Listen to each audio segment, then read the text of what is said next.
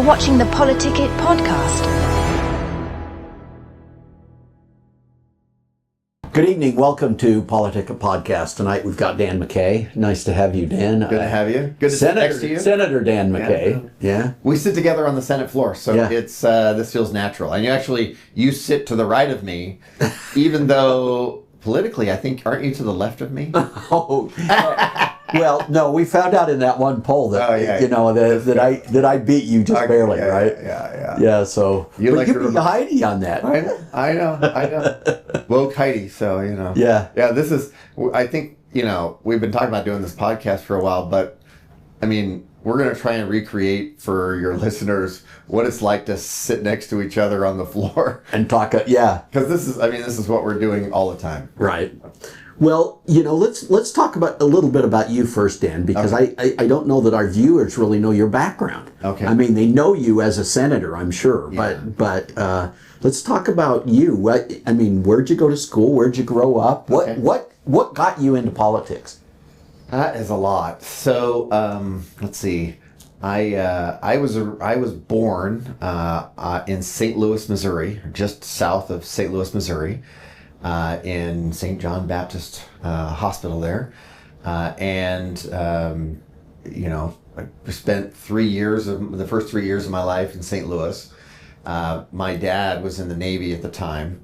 And so we went back and forth between Missouri and San Diego, depending on the, I guess, for lack of a better way, the health of my parents' marriage. When it wasn't doing well, we were in San Diego. When it was doing well, we lived in Missouri, and it was kind of back and forth.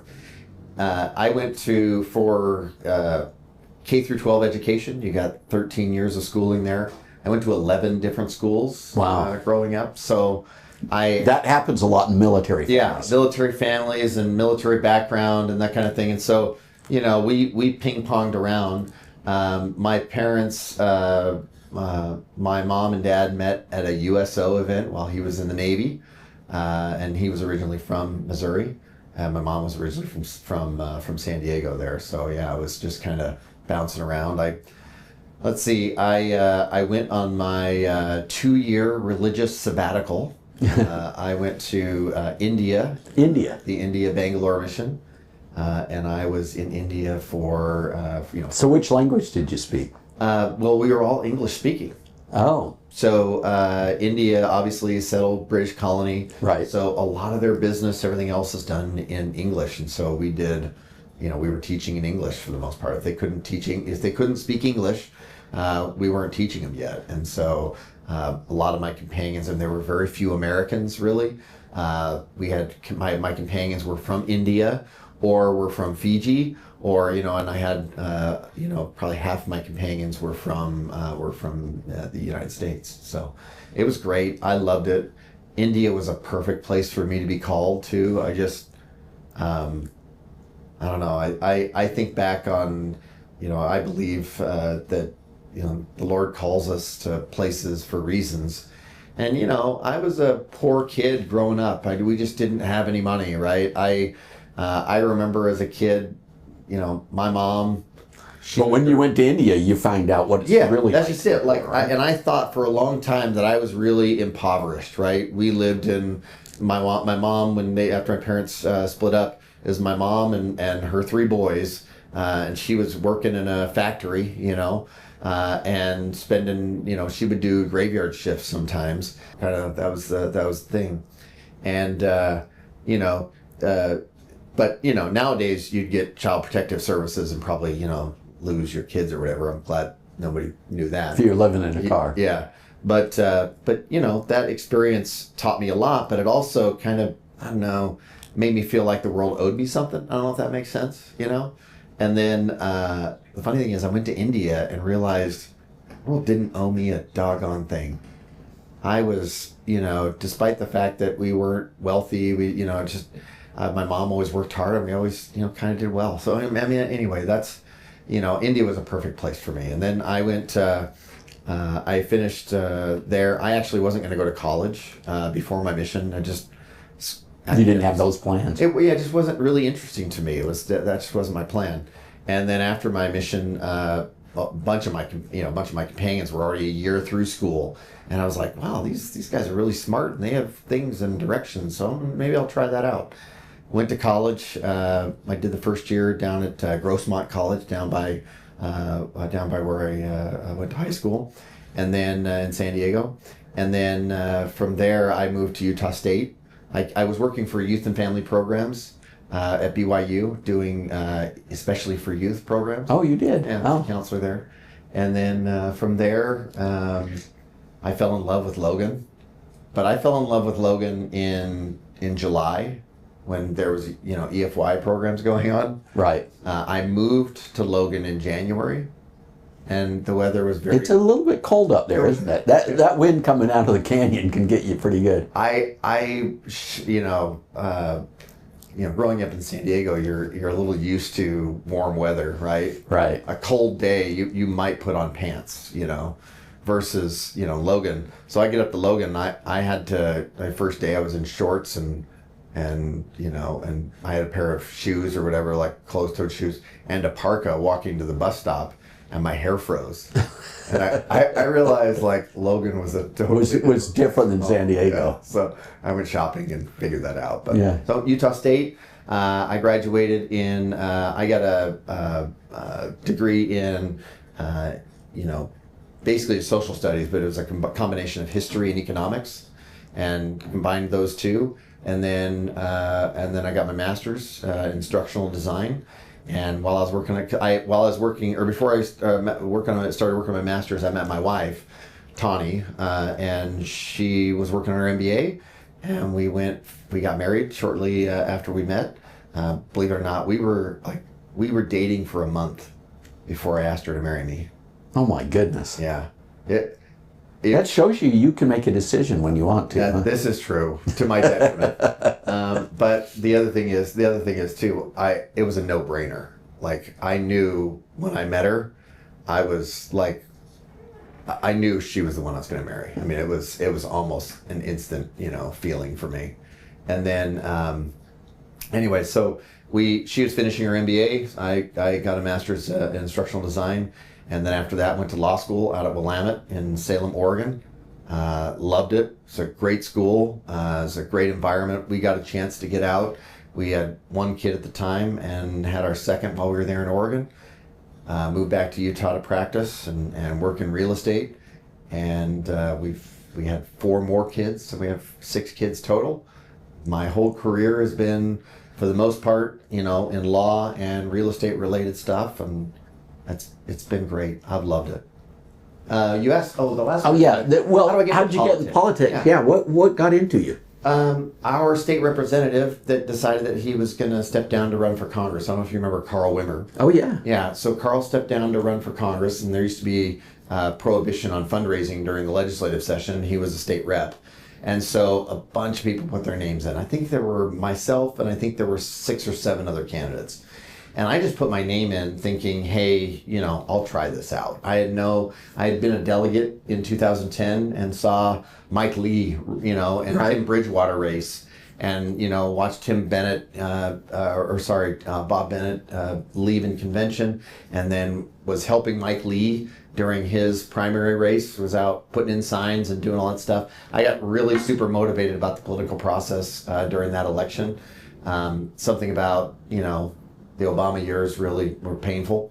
And helping Mike Lee got me excited, and then seeing my state rep step down, and I'm like, I'm just going to throw my name in. I don't know if I'll win or anything like that in a special election, but so he resigned December 27th. The legislative session, I think, was January 19th. So the special election was January 17th. Wow.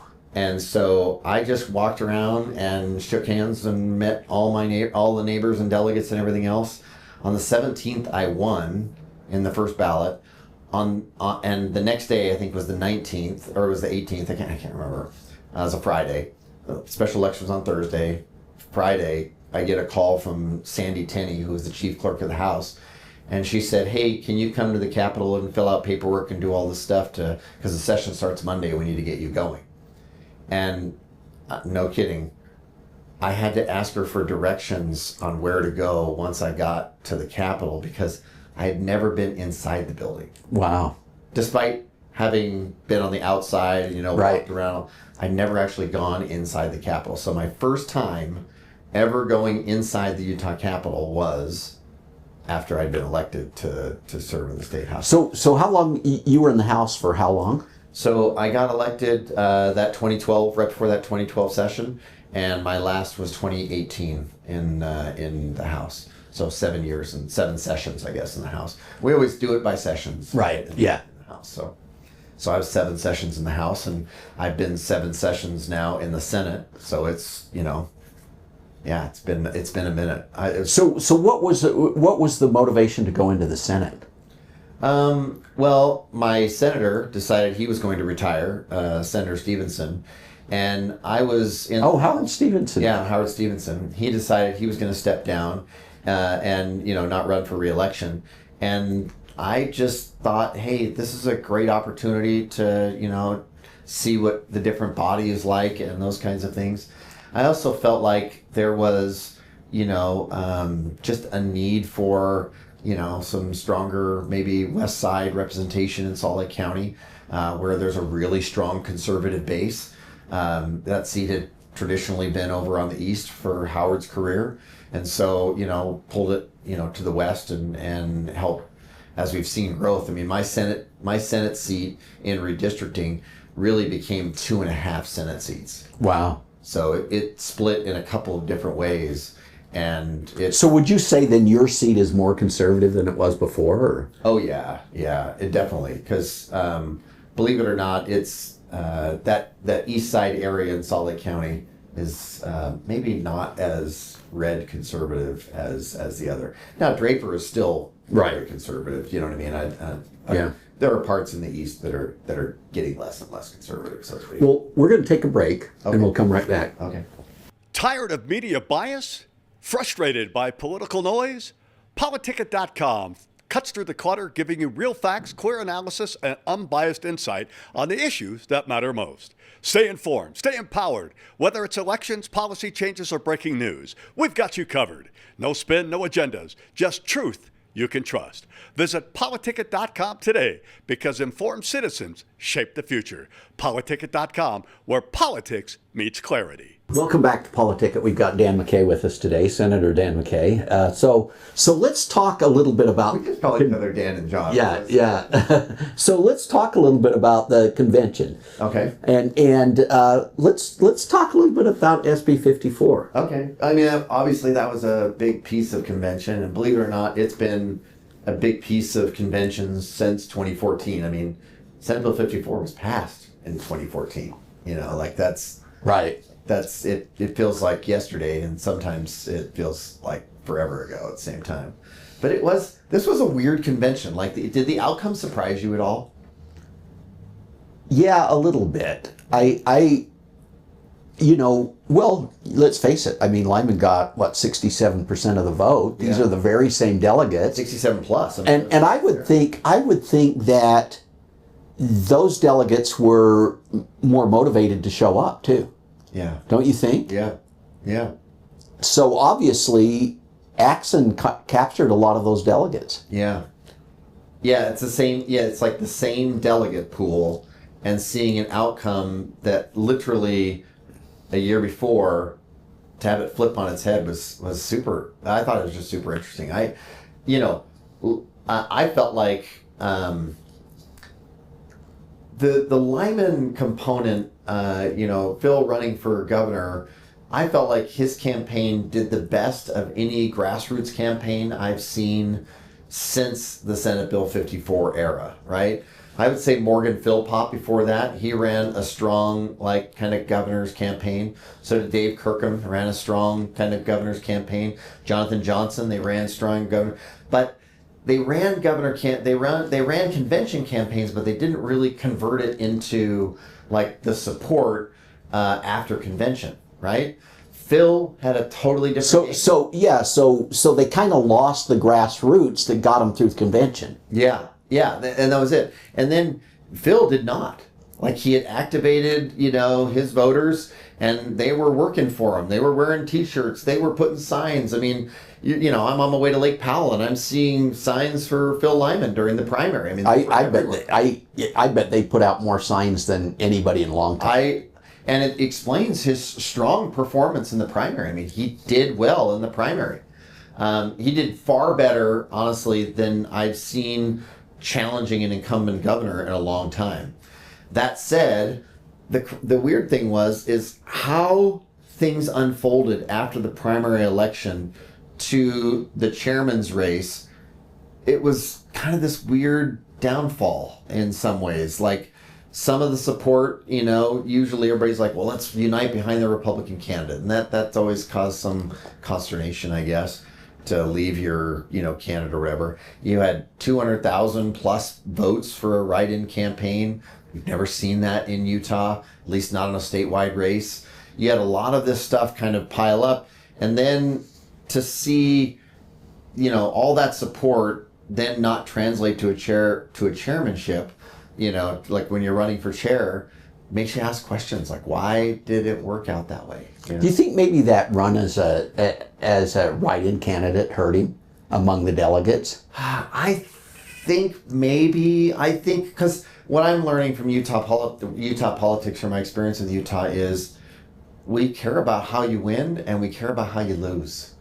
When you win with grace and when you lose with grace, it inures to future runs, right? I look at Mike Kennedy, right? Mike Kennedy lost bigly to Mitt Romney. He got 26% in that race. Even though he won convention. Right? But he won it by 51. It was 51%. Right, so he didn't win it by enough to... It wasn't a landslide. Romney would have survived had he not even gathered signatures. And that's the interesting thing, right? Is, ironically, until this last convention, every statewide candidate had already qualified for the ballot without signatures. This is the first time two winners in a statewide convention race or in a statewide, primary, etc., did not win in November. So Derek Brown did not win in convention, right? And yet he got signatures. He won in November. Spencer Cox, same thing. Did not, he got signatures, did not qualify via convention, still won in November. That is the first time in Utah that that a person who qualified for the primary via the convention or that didn't end up winning a statewide race. And that's like a concerning thing for the party. If I'm the party, I'm concerned about that for a lot of reasons. One, like, what's going on with this separation between our base, like the grassroots base that'll show up to meetings and do those things? That separation, what's going on between that separation and our everyday lay Republican voter? And how do we build a bridge between that gap? What's clear to me is that candidates now, post SB54, which I was I will say Senator Bramble and I both regret Senate Bill 54. Like, we both wish we hadn't run the bill. We would not have a caucus convention system, but for all the political drama it has caused, we're probably better off just having let count my vote. So, and that's something I don't think people understand, because the whole count my vote thing was in a situation where they were going to win. It had over that initiative, 65, 67% polling among Republicans. You add in the Democrats, it was 70, 71% approval in polling for the Count My Vote initiative. And that's why Bramble came to me one day on a golf course and he said, hey, I've got this idea. We're going to take and incorporate all the Count My Vote language into a bill, and then we're going to create an exception that says, hey, if you do the following three things, you can still have a conventionally process. That was the original SB54. But Governor Herbert at the time said he would veto the bill because, previous governor and everything, there were a lot of pressure on Governor Herbert. So he said he would veto the bill if it passed in that situation. Bramble, then, the Count My Vote people reached out to Bramble, and that's where this whole compromise thing kind of came about. I was in most of the meetings as we're talking about it, I was gut sick, didn't sleep for, a couple weeks, and even after that. And the crazy thing is, I was the only one. Governor Herbert and Senator Bramble weren't up for election in 2014. I was. So I immediately had to turn around after passing Senate Bill 54 in February. I had to turn around and face the delegates that year, and it was, people tell you, it was a hard fight, because I had people gunning for me that were frustrated about Senate Bill 54. I was frustrated about it as well. There were years there after Senate Bill 54. It was the last thing on my mind every night before I went to bed, just because I couldn't stomach the idea that I could be part of separating the grassroots, but on the same point, I couldn't stomach the idea of not having the convention process, because it would have passed on the ballot. And it was just that back and forth that just... I recall when I came into the Senate, 205, was it SB 205? Well, that was going to create another political party, or another type, right? So Senate Bill 205 was count my vote. There was a couple of bills that ran in the House. They never passed. But Count My Vote used those bills as an excuse to say, you know what, this isn't working. We're just going to run our initiative again. So they ran their initiative, and we're going to put it on the ballot. They got the signatures to put it on the ballot. And then Dave Bateman and the Keep My Voice folks, I was actually part of that Keep My Voice thing. They got involved, and they went through a big signature removal process. And they went through rural counties where they had just barely qualified and got people to remove their signatures. And then it did qualify for the ballot, right? Yeah. And so that kept it off. But at that point, the quote compromise or the handshake deal we had on Senate Bill 54, in my opinion, was off.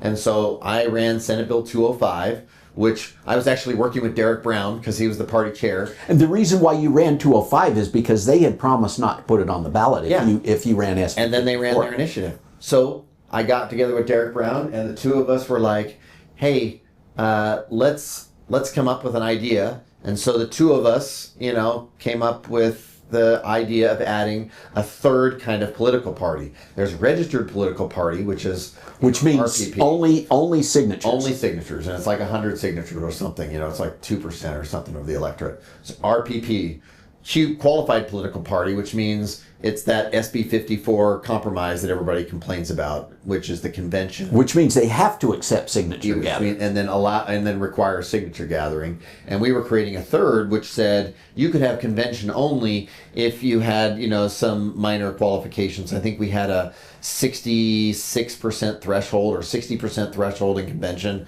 I can't remember what the bill was off the top of my head. But it was basically allow the party to operate how it wanted to anyways, and move forward. And it failed, and then I worked really hard, and I got it to pass in the Senate, and the governor came out and said he would veto it. And so after he said he would veto it, I had lost a lot of support from my Senate colleagues, and I couldn't get it moving. And nothing since 2021, nothing has happened on that bill, or on that issue since then. And, I don't know if anything ever will. It just is really hard. We're kind of tight on time now, but I did want to get back to this. You just held a hearing for administrative rules. Oh, on election stuff. Yeah, let's talk just a little bit about that before we go. Well, what was clear is I felt like there were questions I had about the election process, the signature process, and all these things, and I felt for a long time that we've done things that worked for the government but weren't transparent and weren't really consistent with helping candidates either. Okay, and some of those things are simple, like requiring a candidate to have collected 28,000 signatures to turn them in prior to the government being willing to count any of the votes or any of the signatures is ridiculous. Because what it does is it requires, especially on the timeline, it requires candidates to over-collect signatures. One candidate told me that was running in a statewide race, they spent $50,000 extra. Just to make sure. Just to make sure, because they couldn't afford to stop counting in case they came up short. right? And then, and I think about it, look at this, the legislative audit that came out afterwards, you were part of that, and showing that, there was a likelihood that the governor was short on signatures. That's not fair to the governor. Right. Because people realize, people see the governor as that's all powerful, it's the governor. But really, when we're applying as candidates, he's just Spencer Cox, just regular person from Sanpete County. Yeah, he has a title for 4 years, but that's it. And most people miss the fact that it's just a human being, right? And I feel like we did him a disservice by creating some of the problems that we did. If they had been counting his signatures all along, he would have known how many more. If we had had diversification of counting so that many different counties were counting instead of just one, then they would know where they've qualified. They would know where they've qualified, and we could publish those results. We passed. The crazy thing is, a really hardcore right conservative guy came to us, and he was a constituent of Becky Edwards. Ron Mortensen came to Becky Edwards and said, it is wrong that if you sign a petition or if you do anything else that your information becomes public, or if you sign it to vote, that your information is part of the public record. So we passed a bill over my objection. I voted no, but we passed a bill when I was in the House that for voter privacy to say those names will be private. And I begged my colleagues, I said, it's a bad idea. And nobody, I was one of a few that voted no. Ken Irie was with me, I remember. But the problem was everybody voted yes, thinking, oh, privacy, it sounds great. And then what happens? Fast forward to 2024 election, we have all these privacy issues because people want to review signatures, and it's difficult to audit from the outside. Right. And when the government looks like it's hiding something, everyone assumes. So do you think we can get rid of that through the Administrative Rules I'm hoping Committee? we can fix that. What I'm hoping is that we can Because I did have a bill. You did? On signatures that failed in the committee. What I'm hoping is that we can shift the focus in our rulemaking process away from what's good for the government and shift it to what's transparent and good for the candidates. It may cost us a few bucks more, but you're in the world of project management. You can choose time, cost, and quality, but you can really only choose two of them. Right. Right? We keep choosing cost to keep it cheap, and we think we're choosing quality, but I'm not sure if people really agree that we are. And so if we spend a little bit more and get a little better quality and a little better time, I feel like we'll be better off.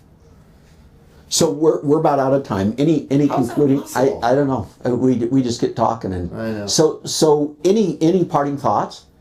I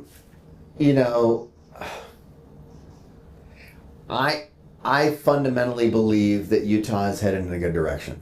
I really do. I see it when I talk to people on the streets, when I talk to people in church, I talk to people in town hall meetings or whatever. There's frustration, certainly, about federal issues for sure. But most of the people I talk to are very happy about the direction the state is going in. We have concerns. We've got issues. We've got growth issues. We've been and this was something that I first ran on, and I still believe it is a problem. But we're still offering, economic incentives for companies to come to Utah, which makes us a victim of our own success. As soon as people realize how great Utah is, they bring with them more people and more employees. Yeah, we should require people that move in though to not vote the way they did before they came. Well, I certainly would love that commitment from the Californians.